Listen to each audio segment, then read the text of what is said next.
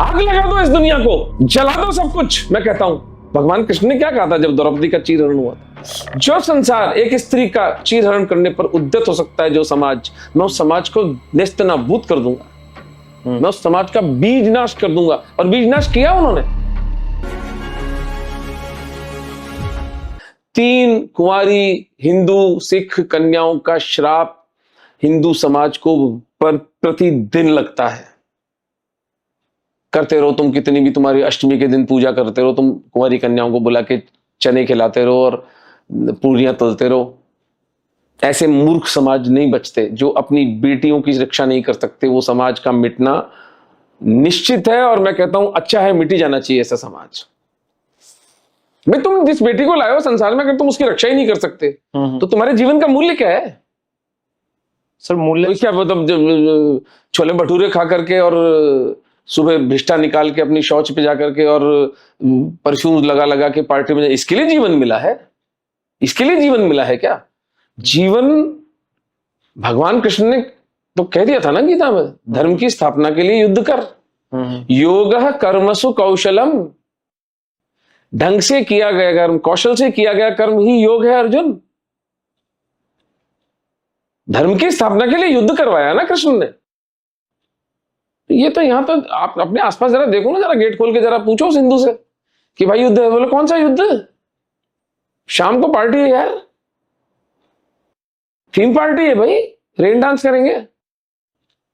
तो एक अलग वैकल्पिक दुनिया बना के बैठा है हिंदू। तो ये जो सोच है एक तरीके से, एक जो विचारधारा जिसकी आप अभी बात कर रहे हैं, तो हम अगर मान भी लेते हैं कि इस विचारधारा को हमें एक्सेप्ट करना चाहिए कि हमारा हिंदू एक खतरे में है, जैसा आप कह रहे हैं, तो हम मतलब हिंदुस्तान में जितने भी मुस्लिम रह रहे हैं, क्या उनके खिलाफ हम नफरत पाल लें या कुछ ऐसा? नफरत से क्या होगा? वो हमारे भाई तो है। वो जो मार्ग भटक गए वो वही तो भाई है ना, मुसलमान जो है, तो उनको घर वापसी होनी चाहिए। तो आप ये कह रहे हो कि जितने भी हिंदुस्तान के मुस्लिम हैं उनको वापस से हिंदू धर्म में लाना चाहिए? मैं ये नहीं कह रहा हूं, मैं ये कह रहा हूं कि जो फैक्ट्स हैं वो समाज के सामने रखे जाए। ठीक है। उसके बाद वो लोग जो निर्णय करें वो सराखों पर खुद कह दे कि हाँ नहीं, हम इसी बिलीफ सिस्टम का पार्ट है, तो ठीक है फिर।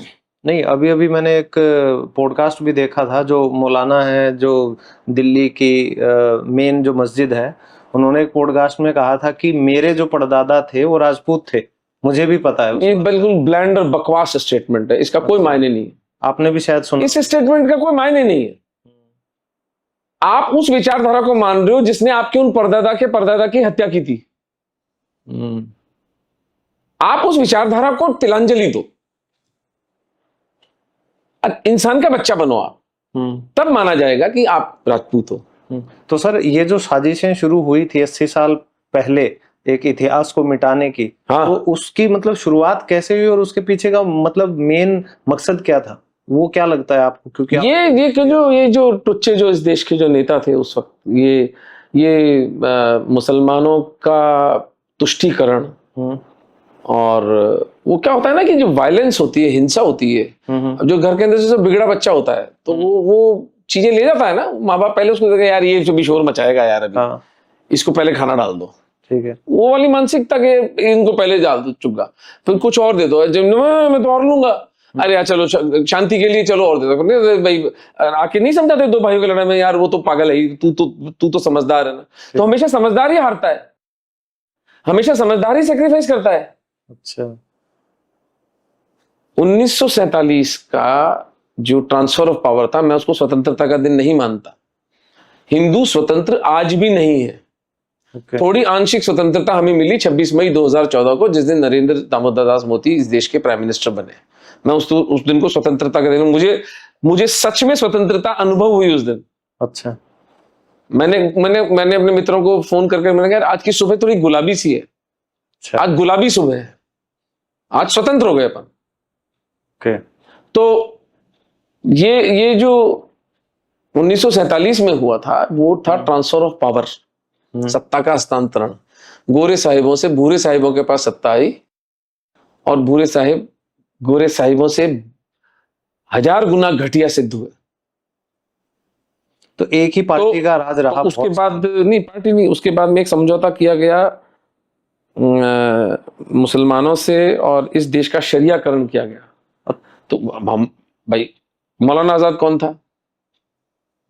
शिक्षा मंत्री थे। शिक्षा मंत्री पहले, हाँ। तो कहाँ पढ़ा था वो? क्या ग्रेजुएशन, कौन सा पोस्ट ग्रेजुएट था वो? कहते हैं कौन से डॉक्टरेट था? मदरसे से पढ़े थे वो। तो फिर नालंदा और तक्षशिला के विश्वविद्यालय बनाने वाला समाज जो 1500 साल पहले यूनिवर्सिटियां चलाता था, उस देश का शिक्षा मंत्री मदरसे में पढ़ा एक अनपढ़ व्यक्ति बनाया गया। और कुछ बताऊं? और कुछ बताने को बचता है? तो ये तो कोई आश्चर्य है कि इस देश का इतिहास, हिंदुओं के इतिहास का ऐसा सर्वनाश हुआ? तो क्या उसमें सर फिलहाल मतलब आज के दिन बदलाव नहीं किए जा सकते क्या? कुछ आत्मा का बल चाहिए ना। आप पीछे झुके जा रहे हैं कि नहीं नहीं इनको अकोमोडेट करेंगे, नहीं नहीं इनको बुरा लग जाएगा, अरे नहीं वहां से फोन आ जाएगा, अरे नहीं ऑयल एम्बार्गो लग जाएगा, अरे नहीं ये हो जाएगा, फलाने अरब देश को बुरा लग जाएगा। तो फिर बैठे रहिए, और जिसको करना है संकल्प से, वो तो संकल्प से अपना काम कर रहा है। तो ये जो पूरी मशीनरी है एक तरीके से, और ब्यूरोक्रेसी ये नहीं करने देती। वैचारिक सड़ांध के जो शिकार हैं, और इनको अपनी जो सिंगल मॉल्ट विस्कियां और शाम को जो 5 स्टार की जो पार्टियां हैं और जो अय्याशियां करते हैं, ये फर्स्ट क्लास एयर ट्रेवल सरकारी खर्चे पर, टैक्स पेयर के खर्चे पर, वो एक अलग संसार बना के बैठे हैं। तो सर यही हम बात कर रहे हैं कि ये 2014 की आप जो आजादी की बात कर रहे हैं, स्वतंत्रता की बात कर रहे हैं, तो इसमें हम आज के दिन अगर देखें तो सबसे जो बड़े चैलेंजेस हैं उस समय में इतिहास की बात करें तो वहां हमारे लिए चैलेंज थे अपने आप को बचाना, जो हमारा साम्राज्य है उसकी रक्षा करना। क्या वही सेम चैलेंजेस आज? बिल्कुल वही वो चैलेंजेस हैं। हिंदू नेतृत्व, हिंदू बुद्धिजीवी, हिंदू एलीट, हिंदू अभिजात्य वर्ग इतना घटिया है। ये जो ब्यूरोक्रेट्स और ये जो बड़े बड़े जो बैठे हैं लोटियंस दिल्ली के अंदर, ये इतने घटिया लोग हैं, ये हिंदुओं की चिताओं पर रोटियां सेक के खाते हैं। अब भाषण लिबरलिज्म और इगलिटेरियनिज्म का, भाई मैं तो कहता हूं कि लिबरल हो ना, इनके घेटोज में जाके रहो उनके साथ। तुम्हें तो छाती में दूध उतरता है ना इनको देख करके। फिर तुम्हारी इस बिटिया के सलवार में कोई हाथ डालेगा, कोई मांस की हड्डियां तुम्हारे घर के आंगन में फेंकेगा, जब तुम्हारी मोटरसाइकिल आड़ी टेढ़ी खड़ी करके तुमसे रोड रेज पे तुम्हारे 2 थप्पड़ लगाएगा, तब पूछेंगे कितना लिबरलिज्म है। अभी तो तुम्हारे लिबरलिज्म की कीमत 10 साल की सिंध में जो हिंदू बच्ची है वो चुका रही है ना। किसी की आत्मा आंदोलित नहीं होती है कि 3 बच्चियां तुम्हारे जैसे चेहरे पर त्योरियां चढ़ाई। मुझे प्रसन्नता हुई, मुझे पहला एक एंकर ऐसा मिला जिसकी चेतना को इतना दचका लगा कि 3 हिंदू बच्चियों के साथ में ये हो रहा है। आग लगा दो इस दुनिया को, जला दो सब कुछ। मैं कहता हूं भगवान कृष्ण ने क्या कहा था जब द्रौपदी का चीरहरण हुआ था? जो संसार एक स्त्री का चीरहरण करने पर उद्यत हो सकता है, जो समाज, मैं उस समाज को नेस्तनाबूद कर दूंगा, मैं उस समाज का बीज नाश कर दूंगा। और बीज नाश किया उन्होंने। ये जो सब मरे हैं, ये जो भीष्म, द्रोण, सारे कौरव, वो उस पाप की उनको दंड मिला था भगवान की तरफ से कि एक स्त्री का शील पर हाथ डाला गया। सर, तो हम उस संस्कृति की बात कर रहे हैं, उस संस्कृति की और इस संस्कृति का टकराव है। तो ये जो हिंदू एलीट कहते हैं नहीं नहीं थोड़ा सा रुक जाओ, थोड़ा बैठो, थोड़ा इतना उत्तेजित मत हो डॉक्टर रत्नू, समझौता कर लेते हैं। क्या समझौता कर लेते हैं? तू कर तेरी बेटी का समझौता, मुझे नहीं करना मेरी बेटी का समझौता। तो आज मुझे सिंध की जो 10 साल की बच्ची मुझे अपनी बेटी जैसी लगती है, मैं उसका सौदा करने को तैयार नहीं हूं। मैं जितना चिल्ला सकता हूं उतना चिल्लाऊंगा। मोदी जी के आने के बाद नागरिकता का जो काम हुआ है उससे पाकिस्तान के हिंदुओं को इतनी आशा बंधी है। मेरे पास तो फोन आते, अच्छा डॉक्टर साहब हम लड़ेंगे, हम खड़े हैं, हम नहीं धर्म बदलेंगे अपना, हम नहीं कलमा पढ़ेंगे।